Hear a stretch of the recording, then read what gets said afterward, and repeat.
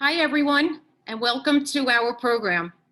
My name is Lori Bader, and I am on the Board of Trustees at the Jewish Federation of Northern New Jersey.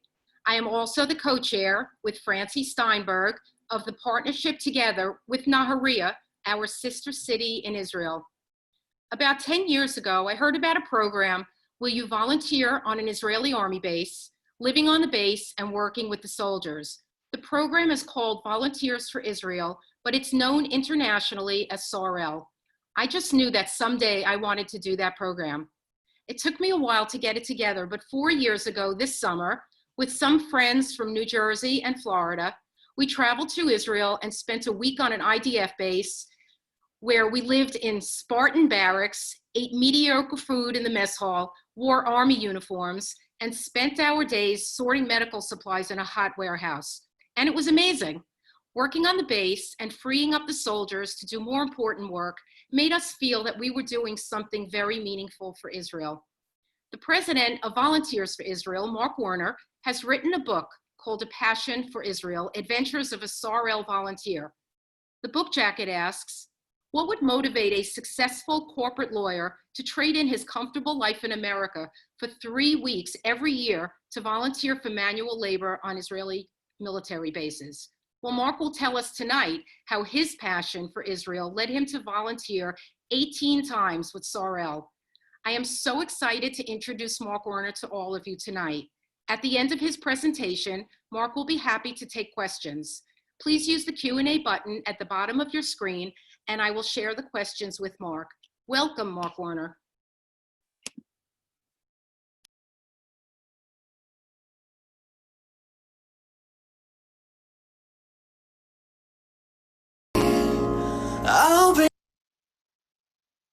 I'm only one call away. I'll be there to save the day. Superman got nothing on me. I'm only one call away. One unit has become legendary, the Israeli Medical Unit. We did everything that we can to be as fast as possible on ground. Israel's only the world's 152nd biggest country, but it's always one of the first to send disaster relief all over the globe. No matter where you go, no, you're not alone. I'm only one call away. The earthquake in Haiti. I'll be there to save the day. The tsunami in Japan. Superman got nothing on me. The typhoon in the Philippines. I'm only one call away. Save a Child's Heart brings children with life-threatening.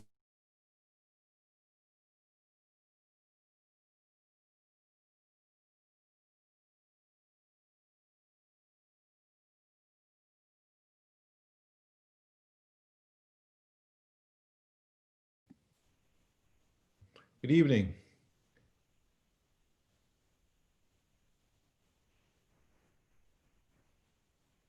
Josh, are we on? Sorry about that. We had a technical issue. I'm pressing play again. Okay. Are actually at war with Israel. Save a Child's Heart volunteers and doctors transport and treat these kids in Israel free of charge. I just wanna see your smile.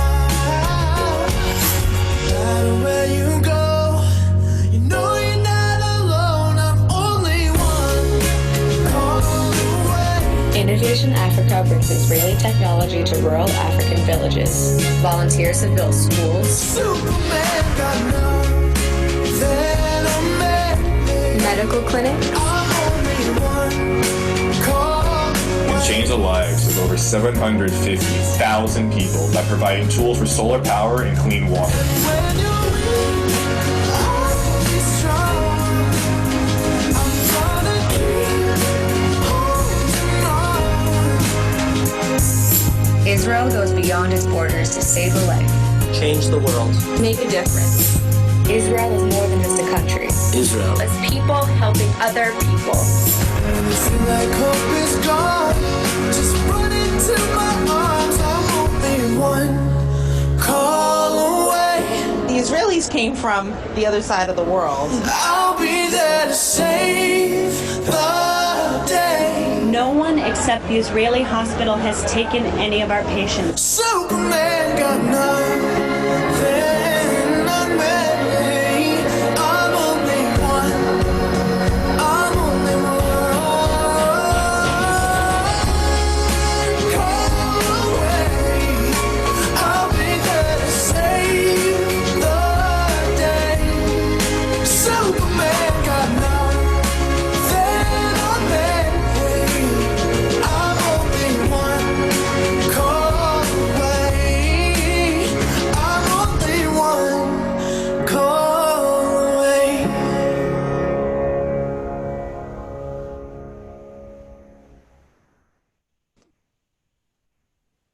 Good evening, everyone. And Laurie, thank you for that gracious introduction. That's a very stirring video, isn't it? Tiny Israel, 152nd largest or smallest country in the world, sends volunteers all over the world to help people in need. And it makes us proud. Isn't it time for us to volunteer to help Israel? The name of my book, as Laurie said, is A Passion for Israel, Adventures of a Sarel Volunteer. And it tells the story of my journey that led me to start volunteering on Israeli military bases. And it also describes a volunteer opportunity available to anyone who wants to strengthen their connection to Israel. My story starts in a very unusual place, although I didn't realize it at the time growing up there. I grew up on the closest thing to a moshav in North America. My moshav was located on the outskirts of Vineland, New Jersey. For those of you in North Jersey, you're probably familiar with Vineland. My moshav was on the outskirts of Vineland. My moshav was established in the 1880s by the same Jewish philanthropist, European Jewish philanthropist, who established kibbutzim and moshavim in Israel in the 1880s. So it goes back that far. On my moshav, all the Jews were farmers. And on my moshav, in growing up, all the adults that I knew as a child had numbers on their arms from the concentration camps they'd been in. They were all Holocaust survivors, except my father. My father had survived the Holocaust, not in a concentration camp, but as a member of a large and successful Jewish fighting unit operating in the forests of eastern Poland. My dad's fighting unit had inflicted great damage on the German military, and more importantly, had saved a lot of Jews.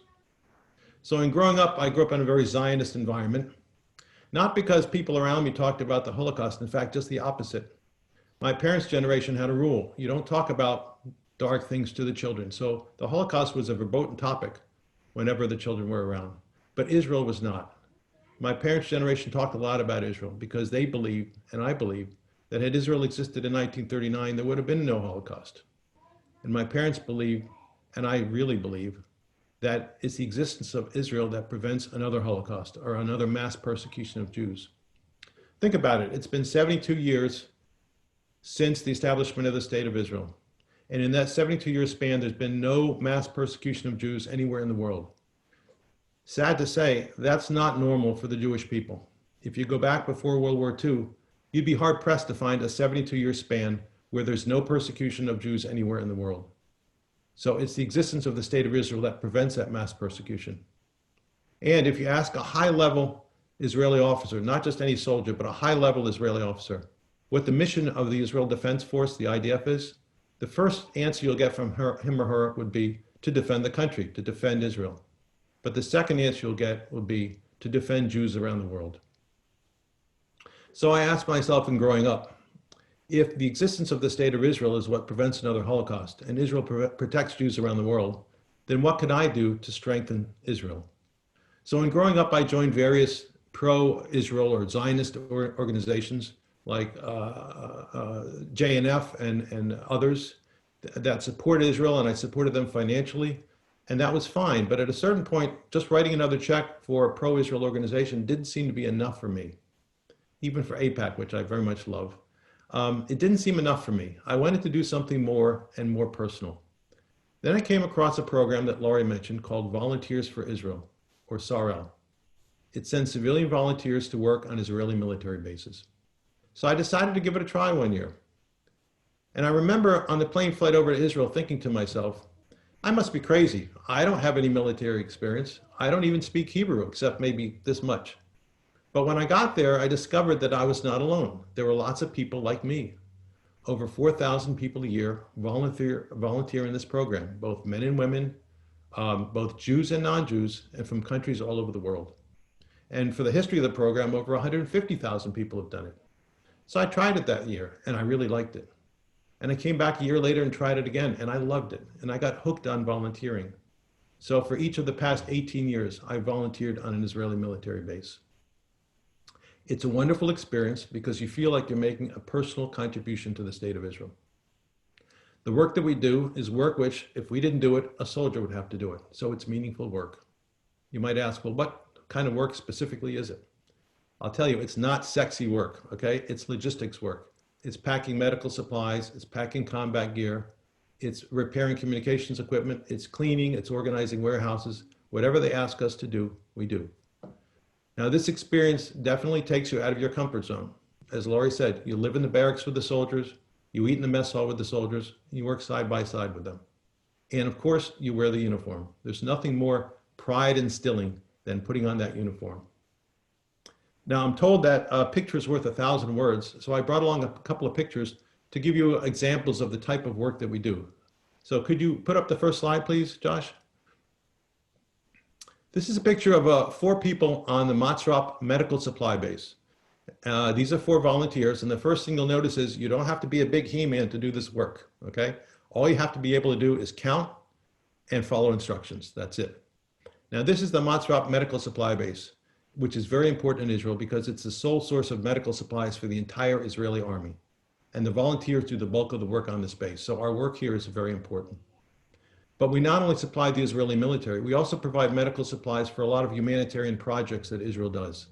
So for instance, many of you are aware of the Syrian civil war that's gone on for 5 or 6 years, where the dictator in Damascus, Bashar al-Assad, bombed the civilians in the rebel-held territories on purpose to try to kill as many civilians as possible. Unfortunately, he did. He killed 500,000 Syrian civilians. And he also bombed their hospitals, so there was no place for them to be treated for their wounds. So what Israel did is opened up a military hospital on Israel's border with the rebel-held part of Syria and opened its doors for any injured Syrians to come and be treated for free.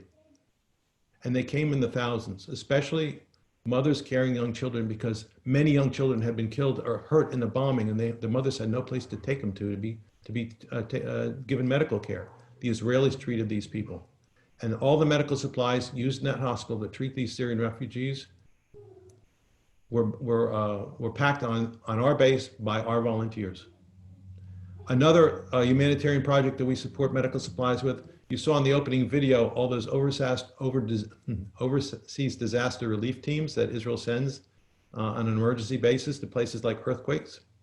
The medical teams use the medical supplies packed on this base by our volunteers. So again, the work that the volunteers do on this base is very, very important. And it's very rewarding and fulfilling to know where our medical supplies are going. Can I have the next slide, please? This slide epitomizes the most common work that the volunteers do. We pack supplies for the military.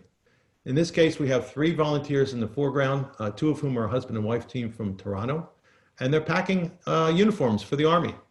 And if you notice in the background, there are Israeli soldiers in the same warehouse, pretty much doing the same thing. And if these 3 volunteers hadn't been there, they'd have to assign 3 soldiers to do it. So this is work which is very meaningful and very common that we do. In addition to packing things, we also fix and construct things. So could I have the next slide, please? I think we're too close on the slide. Could you pull back? There you go. This young man is my handsome young son, David. He's holding up a device he's just constructed. It's the base for a tank antenna base. And with 5 or 10 minutes worth of instruction, they teach you how to do it, and you can spend a whole day putting together tank antenna bases. And as you can see in the upper left corner on that shelf, he's already put several together. He put a number of these together that one day, and he knows that somewhere in Israel, there are tanks operating in Israel using his tank antenna bases, and that makes him feel proud. We also do a lot of outdoor work. We have the next slide, please? Oh, this is outdoor work that we do. This is me sitting in the back of an armored personnel carrier. For those of you who don't know, an armored personnel carrier, it looks like a tank, but doesn't have a big cannon in front, doesn't have a gun. It's not meant to shoot, it's meant to transport soldiers into battle. So the back of this vehicle opens up and becomes a ramp, and soldiers march in. 8 soldiers fit in the back of this with all their combat gear. And the combat gear that's stored in these armored personnel carriers has an expiration date. So periodically, the combat gear has to all be taken out and then repacked. And the job of the volunteers is to do that. We empty out the armored personnel carriers and we package them with new combat equipment. And here's an armored personnel carrier we've just emptied out, and I'm sitting there before we fill it back up again. Next, please. Here's a picture of my son and I filling sandbags on an outpost base near the Lebanese border. Now, when I say near the Lebanese border, at this point, we're only about 40 yards from Lebanon. And it wasn't just the two of us filling sandbags. It was an entire team of about 15 or 20 volunteers filling sandbags. And we filled that day somewhere between 600 and 800 sandbags. We actually ran the base out of sandbags. Now, why is this important work? Why do they have us doing it? Where do these sandbags go? Can we have the next slide, please? This is a picture of a trench along the outside perimeter of that outpost base on the Lebanese border. This is where the Israeli soldiers patrol. They walk back and forth and guard the northern border of Israel. And as you can see at the top of the trench on each side, they've placed sandbags. These are the sandbags we filled. They placed sandbags to protect the soldiers from being shot by sharpshooters from Hezbollah. Okay, this is to protect the heads of the soldiers as they're walking back and forth patrolling the northern border. So the work we do in filling sandbags is very important in terms of protecting Israeli soldiers. Now, the work that we're given is dependent on people's ability. They're not going to give heavy work to someone who's 80 years old, and they'll only give heavy work to people who actually put up their hand and volunteer. Could I have the next slide, please? So occasionally they ask for people to do heavy work, and here I and a friend of mine from Raleigh, North Carolina, put up our hands. This is my friend Gary, and we said, we'd like to do heavy work. And they gave us heavy work. What we're doing here is we're moving 155 millimeter long range artillery shells. We're putting them on these wooden pallets, these bases, and then we put a pallet on top, and then we band them with a metal band, and then they're lifted up to a forklifted up to a truck and into a warehouse. It doesn't look like a lot of work there. There's only about half dozen or a dozen shells. Each one weighs 93 pounds. That's why it takes two people to move them. But actually, there was a lot of work that day. Could we have the next slide, please? This is the warehouse. We had to move a lot of shells that day. It was good, heavy work, and we enjoyed it. Now, not everyone has to do the heavy work, but if you want to volunteer for it, you can do it. Next slide, please. Okay, this is a picture of my son and I on an army base. And the reason I put it up here is not to talk about the work, but to make another point. It happens that I spent most of my career working for large multinational corporations, and that required me to travel around the globe and be away from home for long periods of time. So I didn't get to spend as much time with my family and especially my children as I liked. And so I thought that spending 3 weeks on a base with my son might be a good bonding experience. Some people take their sons fishing, some people take them to a ball game. I take them to 3 weeks on an army base. Call me crazy. But I did. And it turned out to be a fantastic bonding experience. So much so that my son volunteered with me not once, but 5 times. He enjoyed it so much. And we enjoyed it together because we created a lot of shared memories that we still reminisce about in terms of the people we met, in terms of the experiences we had, the happy and the not so happy experiences, but it provided for great bonding. And so if anyone thinks about taking on this volunteer experience, what I'd recommend is you think about who you'd like to go with. Could it be a family member? I see a lot of spouses go together. I see fathers and mothers going with sons and daughters. I see aunts and uncles going with nieces and nephews. I've even seen grandparents going with grandchildren. So think about it. If you're thinking about volunteering, who you'd like to volunteer with. Next slide, please. One back. One back. One back. Can we go backwards, Josh? Okay, we missed a slide. Let's dispense with the slides for now. Let's dispense with the slides for now. A slide I was going to show you was a picture of a team of volunteers together with an Israeli general, a brigadier general named Bentzi Gruber. He spent an entire half day with us. Here it is. This is Bentzi Gruber in the middle standing, okay? The young woman at the bottom is our soldier in charge of our unit, and the rest of us are volunteers, except for Bentzi Gruber standing in the middle. Now, Bentzi Gruber is a very high-level Israeli general. He was in charge of this enormous base. That meant he was in charge of 19,000 soldiers assigned to this base, and a very high-level guy in the military. Yet he spent half a day with us, and even gave us a private tour of part of his base, personally did. And you'd ask yourself, why does a person who's got so much important work to be done with 19,000 other reasons to be somewhere else spend half a day with a small team. We were a team of about 15, actually, small team of volunteers. And the reason is because of the benefit that the volunteers bring to Israel. And the benefit is twofold. The first benefit is the work that we actually do. You've seen some pictures by now of the work that we do. And by doing that work, we take the place of an Israeli soldier. And that frees up that Israeli soldier to perform more serious duties like guarding the border against enemies or patrolling the streets against terrorism. And that's a very important benefit to Israel. But there's a second and more important benefit than even that one. It's an intangible benefit, not something you could see, not concrete. But it's the boost to the morale of the Israeli soldiers to see us volunteers come from around the world to come to their country and show our support by volunteering on bases. That boost of morale is just so valuable to the Israelis, and they know it. So I'd like to tell you a quick story that illustrates that boost to the morale, and we can now dispense with the pictures.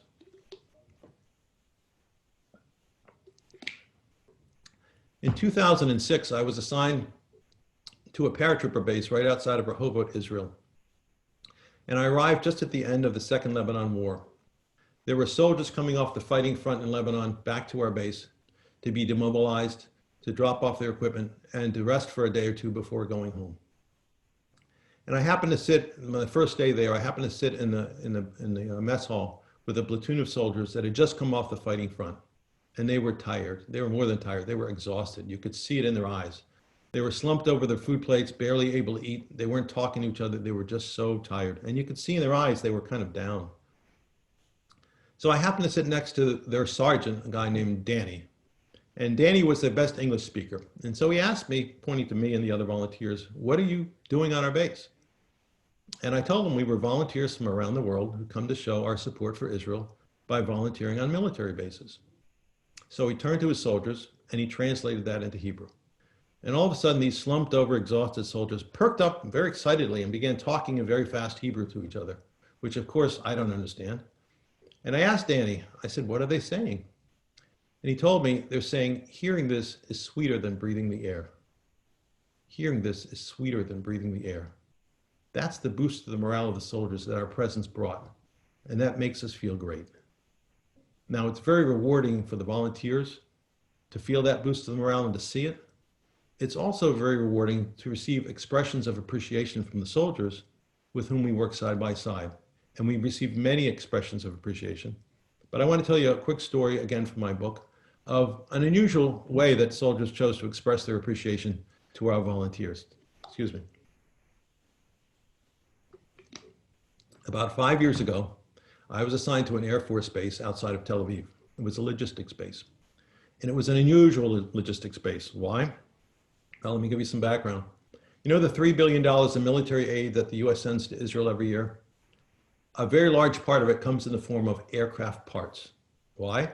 Because the Israeli Air Force flies only US-made planes and constantly needs replacement parts. So the defense contractors around America manufacture these parts for Israel, and it creates a lot of jobs for Americans to do that. And then they send from all over America, they send all these parts to one spot in Israel, and it's the one base that we were assigned to, this logistics base. So a tremendous volume of material gets shipped in every day to this one base, and then gets shipped off to various Israeli military bases around the country.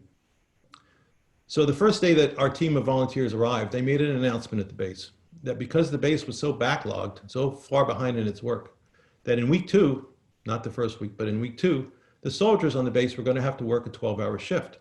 And so they asked us volunteers, do you want to work a 12-hour shift with the soldiers or work your regular 8-hour shift? And we said, that's not even a question. If we're working side by side with the soldiers and they work 12 hours, we'll work 12 hours in that second week. So anyway, we worked the first week very hard. Our volunteers were pumped up to work hard. And by the end of the first week, they made a second announcement on the base. They said, basically, because of the work of the volunteers, we've lowered the level of backlog on the base to the point that we can cancel the 12-hour shift in week 2. So the volunteers were happy, and the soldiers were very happy. Then we worked the second week, and we worked so hard and we worked so fast that by the end of the second week, we had eliminated the backlog on the base. And they were actually sending the soldiers home an hour early. They were dismissing them at 4 instead of 5 o'clock in the afternoon. These were soldiers who commuted. They lived nearby the base, and so they got to go home with their families an hour earlier. And of course, the volunteers were happy because we got dismissed an hour early, and the soldiers were ecstatic. Now, it happened that I had befriended the one American who was on that base, who was a member of the Israeli Air Force. He had made Aliyah with his family years earlier. He was originally from a small town in southern Georgia. And his name was Josh. And I got to be friendly enough with Josh that I thought I could ask him a question and he would be candid in his response. And I said to Josh, the soldiers are very nice to us to our face, but what do they really think about us? What do they say about us behind our backs? And Josh was candid with me back. And he gave me two answers. The first answer I'd heard from many other soldiers on many other bases about the volunteers.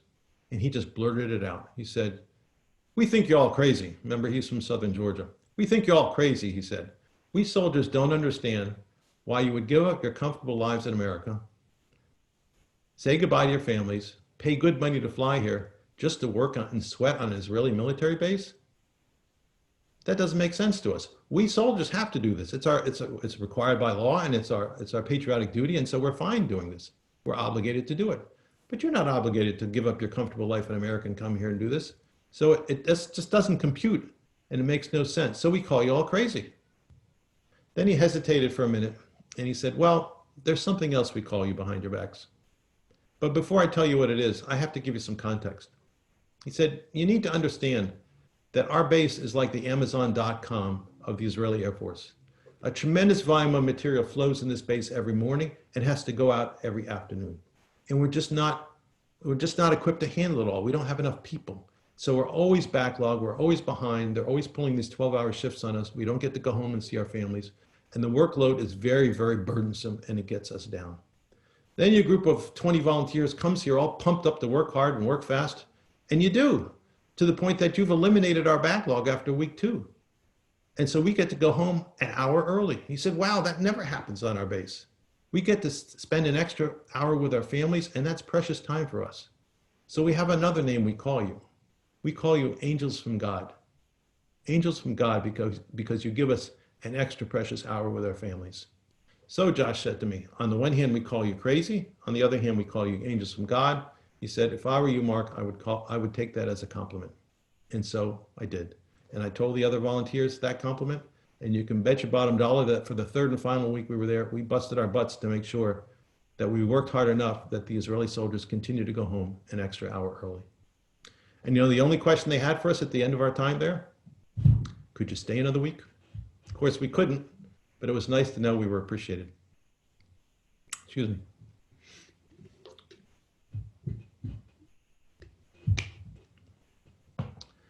Now, the volunteers are grouped together by language. So there'll be an English-speaking group, a French-speaking group, a German-speaking group, etc.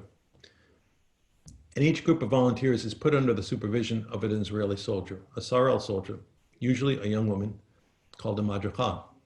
And these Sarel Madrichot are outstanding young women, okay? They're very high caliber people. It's very selective to become a Sarel Madricha. They're very, very good people to work with. So I'd like to tell you a story about a particular Madricha who turned out had a connection to me and my Raleigh Jewish community. I live in Raleigh, North Carolina, but I didn't know about it at the time. One summer, my son and I were assigned to a tank base in the Judean desert, not too far from the Dead Sea. And our Madricha assigned to us was named Rebecca. Now, Rebecca spoke a perfect American English because she and her family had made Aliyah years earlier from Houston, Texas. Now, the job of the Madricha is not only to look after the physical needs of the volunteers, you know, decent accommodations, decent food, appropriate work, but also to put on evening educational programs. These evening educational programs are about various aspects of Israel, the military, the history, the geography, the language, whatever, and they're trained on the programs to put on. They're also allowed to bring in outside speakers occasionally. So one evening, our Madricha Rebecca brought in an outside speaker. His name was Stephen. Can we put up the next slide, please, Josh?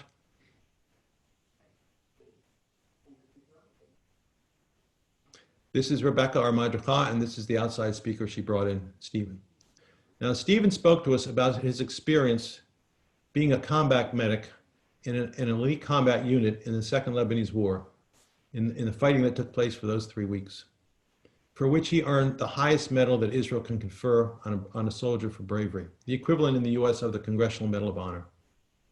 And so he talked to us for about half an hour about his experience in that war, about how hectic it was, about how terrible it was, and how traumatic it was.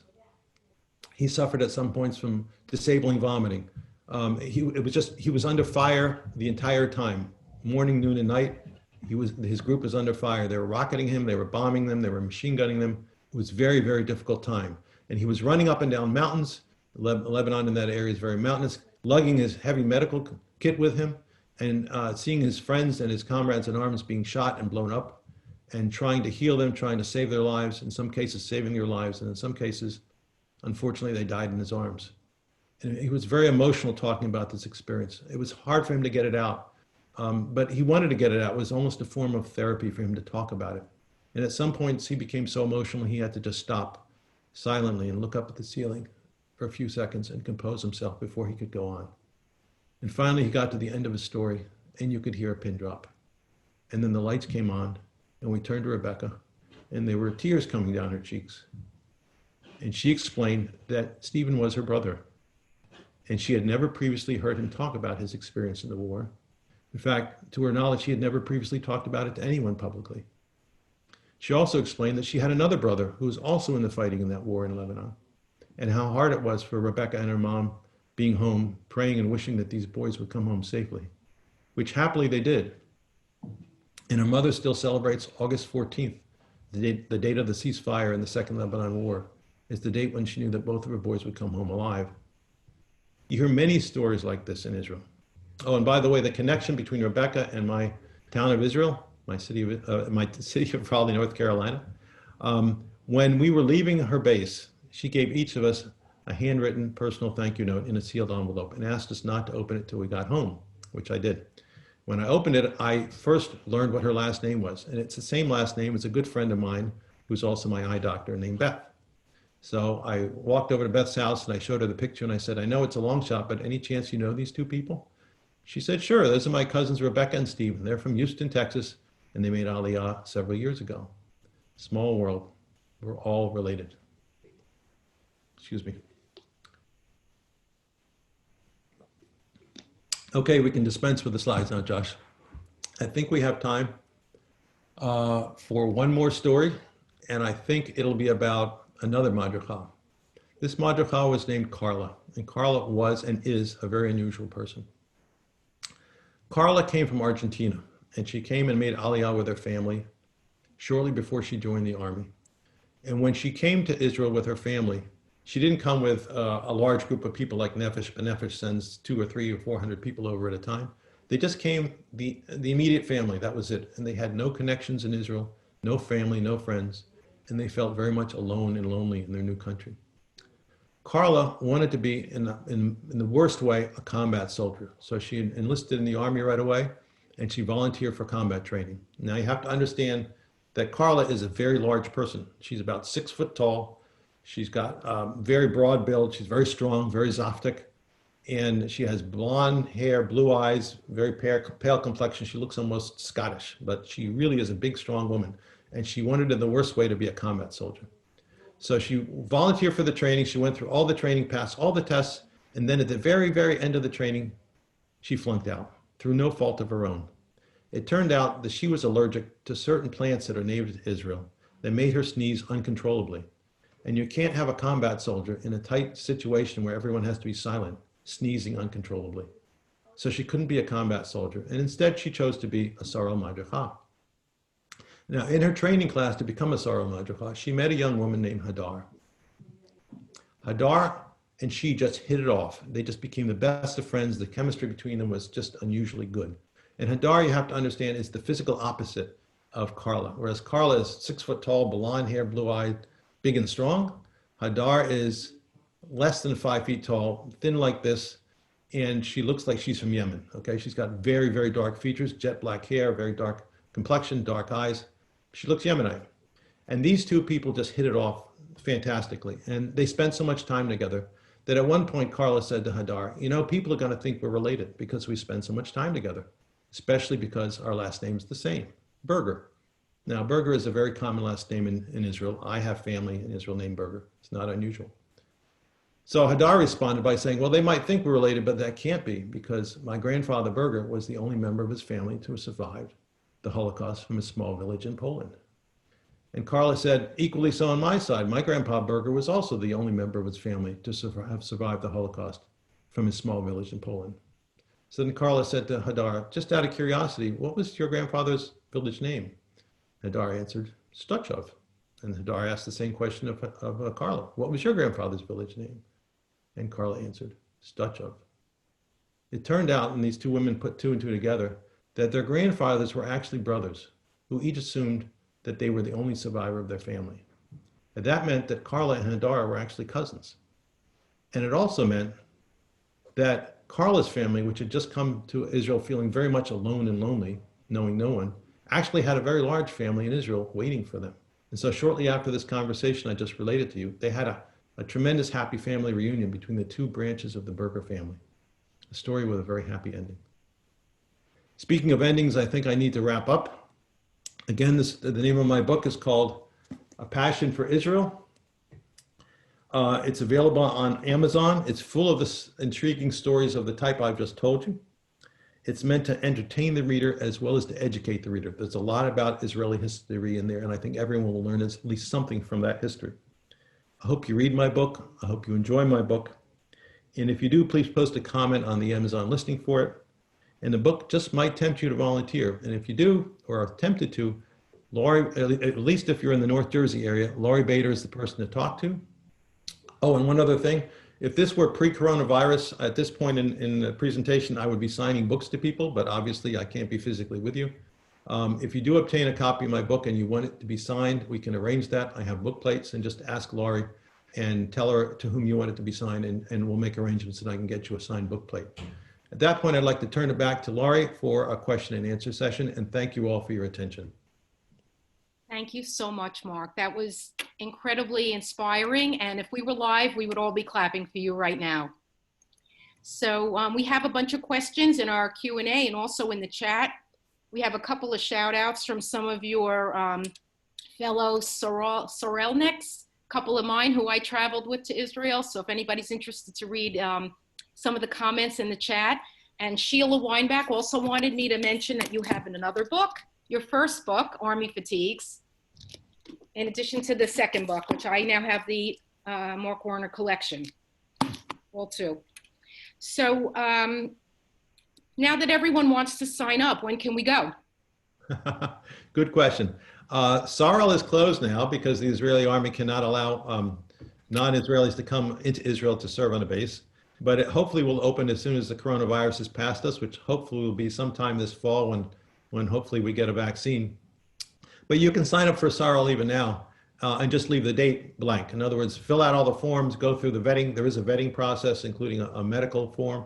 Fill out all the forms, get approved by your local Sarel representative, like Laurie Bader, and just leave the date blank. And then once Sarel reopens, you can specify your date and you're ready to go. So it's something that you do have to do a lot of prep work for anyway, and you can do the prep work right now. Mark, another question is about the time commitment. For a lot of people, it's difficult to commit 3 weeks. I know I went for a week. What's the status of that with the commitment? Okay, you can volunteer for 1, 2, or 3 weeks in what's called regular volunteering. There's also special programs for people who want to do volunteering plus touring, and there's a fee for the touring, but it's all one package. And there's also another special program for people who want to do volunteering plus digging on an actual archaeological dig. There's a fee for that too, but again, those are reasonable fees, so you can combine volunteering with something else. But in the normal volunteering is either 1, 2, or 3 weeks. Okay. Can you talk about the minimum age and the maximum age? Sure. The minimum age for volunteering is 17 or 16 if you're accompanied by a guardian like a parent. The maximum age, there is no maximum age. The oldest volunteer I've met was 94 years old, and she was from Hoboken, New Jersey, I think, or Paramus, somewhere in North Jersey. She was 94, her name was Malka. So there's really no upper end. It's just a question of whether you're physically fit and interested in doing this work. What was your favorite base of all of them? And when do you think is the best time of year to go? Okay, 2 questions. My favorite bases were the bases I went to with my son, because any base was great to go with him. The best time to go, I wouldn't recommend going in the summertime because the heat's a bit much for me. And a lot of the warehouses and places you work are not air conditioned. Best time are spring and fall, I think. I think that Israel is beautiful in the spring and fall. I traveled in the summer. It was very hot, and we were in an air-conditioned warehouse. Yeah. But we made it. What about for people traveling solo? It's fine. You can travel solo. One of the nice things is that Sorel arranges for hotels that have special discounts for Sorel volunteers, so you get cheap hotel rates. And people do that. A lot of times people pal out with someone else that they volunteered with. They meet them on a base and they say, hey, I'm going to be in Jerusalem. You're going to be in Jerusalem. You want to get a hotel room together, that sort of thing. So people end up palling out with other volunteers they meet. And the other thing I'll mention is, didn't mention it in my talk, you meet amazing people from all over the world.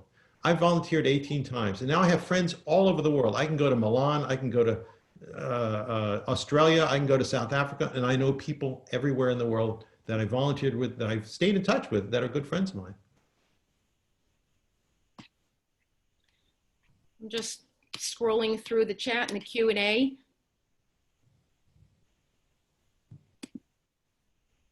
Someone is asking if you volunteered in the Golan Heights recently. I have volunteered in the Golan Heights. The Golan Heights are beautiful, okay? They're also very cold in the wintertime, so I would not go there in the wintertime. But the Golan Heights are beautiful. There are a lot of military bases there. They're mostly combat bases, and I really like being on combat bases because the caliber of the soldiers is very high caliber. So it's a great place to serve.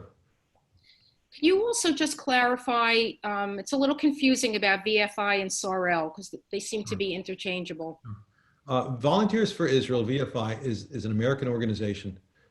We send volunteers to Israel, and then Sorel takes over. Sorel is the Israeli organization. It's separate from VFI. We're two separate organizations, but we're partners together. And Sorel has the soldiers that are in charge of the volunteer units. They work with the Army. They arrange for people to stay on the bases. Sorel does all that. What Volunteers for Israel does is it recruits and prepares and vets volunteers to go over to Israel. Somebody is asking if you can request where you want to serve, what base you could be assigned to. The answer is no. You can request, but you can't guarantee what base you'll be assigned to. The base that's most frequently used for volunteers is the Montrop Medical Supply Base. So if you ask for that, if you state a preference, and you can state a preference, it's more likely if you ask for that base, you'll get to that base. But otherwise, they just assign you based on the needs of the military. We're very much supplying the military with labor, and whatever the needs are on whatever base, that's where they'll put you. If you specifically ask for Montrop, you'll probably get it. If you ask for any other base, there's no guarantee. Have they been upgrading the facilities at any of the bases? They've been trying to. They've been trying to. And so it's I'm a little embarrassed to say we get better facilities on a base than the soldiers get. And so the soldiers see the beds we get and the accommodations we get. They're a little nicer than what the soldiers get. But that's because they very much cherish the volunteers and they appreciate us coming. I think we're basically done with our questions. There are a lot of people saying hello to you, Mark, from all over the country. Some people from Canada and different places, and people who know you through Sorel. So I think that we're just about done with our questions now, and I want to thank you for this wonderful presentation. And I just want to conclude by talking about volunteerism, and that Federation is deeply committed to volunteerism and making our community a better place. This is a critical part of Federation's mission, and for me, it's one of the reasons I'm happy and proud to be a supporter of Federation. In 2 weeks, volunteers will be packing and distributing almost 2,000 backpacks filled with brand new school supplies to children in the broader community. They will be using them whether they're in school or at home. Normally, we would do this work gathered together at Federation's office, but because of the pandemic, backpacks are being packed at people's homes for safety. COVID-19 doesn't stop Federation from doing their important work. I know that my donation to Federation is used to do important work like this, as well as to help others in need in our community. If you've made your donation to Federation, thank you. If not, please join me and so many others in supporting the important work Federation does each and every day. Thank you, Mark, so much for joining us tonight. Thanks everyone for joining this wonderful program, and please stay safe.